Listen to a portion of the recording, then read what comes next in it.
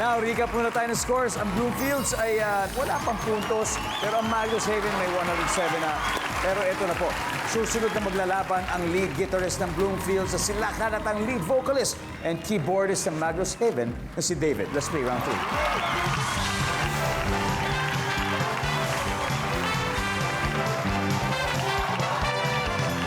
Good luck. Gentlemen, double points round. Top 6 answers are on the board. Sabi ni Mrs. kay Mister, may ibang babae ka. May ebidensya ako. O, sabi ni Mrs. yun, may ebidensya ako. Ano kaya ang ebidensya na yun? David. Nahuling may kausap sa cellphone. Sabi ni David, nahuli daw na may kausap sa phone. Ang sabi ng survey natin ay... Sabi ni Mrs. kay Mister, may ibang babae ka, may ebidensya ako. Ano kaya ebidensya na yung Lakan? Merong picture yung Marites. Pinicturean. Napicturan. May ebidensya talaga yun. Survey says, boom! Lakan, pass or play? Play. All right, they're gonna play. David, balik tayo. Let's go round 3. Ito, hahabol na. Nathan, sabi ni Mrs. kay Mister, alam ko may babae ka, may ebidensya ako. Ano kaya ebidensya na yun? May naiwan na damit ng babae. Wow. May article of clothing na naiwan. Hanep, nandiyan ba yan? Yes. Pero, Rocky, sabi, may ibang babae ka, may ebidensya. Ano kaya ebidensya yan, Rocky? May nakakita sa inyo. May nakakita talaga. Ito talagang saksi. Eyewitness talaga. Survey says, uy, wala, Louie.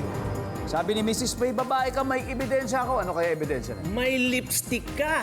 May lipstick! Kung san-san, baka sa damit. Nandiyan ba yung lipstick? Whoop! Hanep! Lakan! Dalawa na lang. May ebidensya ako, may ibang babae ka. Ano kaya ebidensya yung Lakan? May amoy na babae. May amoy! May amoy. Ano ba yung amoy usually ng babae? May amoy pinipig. Amoy, sampaggita. Yan. Survey says, wala. Magnus Haven, Nathan, kailangan makuha mo to, habol tayo. Sabi ni Mrs. kay Mr. may babae ka at may ebidensya ako. Ano kaya ebidensya yun? May sulat. May liham. nakikitang liham. Love may letter. lihim na liham. May Yeah. love letter. May love letter. Nakalagay, pangalan ng darling niya, di ba? oo. Love, darling. Magtahan na Love tayo. lots. Yeah. Yari ka. Nandiyan ba ang liham o sulat? Wala. Guys, for the third time, magsisteal ulit. Guys, you gotta get this right. Otherwise, Sean, sa kanila yung puntos. Ano kaya to? Ano ebidensya yun? Naiwan yung panty, siguro. May naiwan na damit. May naiwan na damit, David. na wrong call sign. Na wrong call sign. Parang ang tawag mo sa asawa mo ay sweetheart. Natawag mo baby. Parang gano'n. Ray. Naiwan niya mismo yung babae niya sa bulsa. Naiwan niya mismo babae. Nandun. Okay. Parang Raji. May ibang babae ka. Sabi ni Mrs. kay Mr. at may ebidensya siya. Ano ang ebidensya for this round? Ano kaya yun? Mahirap din ang babae. May screenshot. May screenshot. May screenshot. May screenshot? Parang picture na rin yun, Good no? answer. Screenshot. Parang yun na rin eh.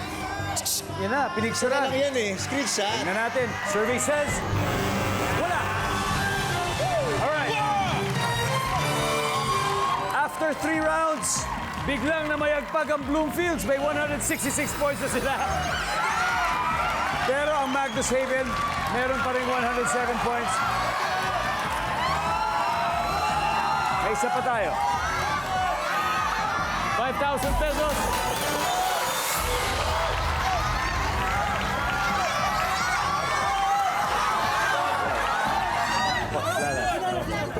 Tandaan po. Thank you po. Ano po ang pangalan nyo, Nay? Marilyn po, Marilyn Topal. Ate Marilyn. Opo. Nako, alam ko na po yung ebidensya. Ayan, hawak nyo. Yun po yung ebidensya. Malinaw na malinaw. Hindi, Nay. Ano po kaya ebidensya na sinasabi ni Mrs. na nahuli niya si Mister? Meron pong video. Ano ginagawa sa video? Na niyayakapan. Nagyayang ka pa. Oh. Tingnan po natin. For 5,000 pesos, nandiyan po ba ang video?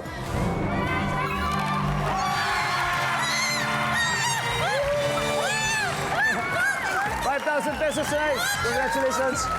Okay, one more to go. Everybody, number 6. Resibo sa bulsa. Anyway, isang round na lang at malalaman na kung sino pasok sa Fast Money Round at abangan yan sa pagbabalik ng Family Feud.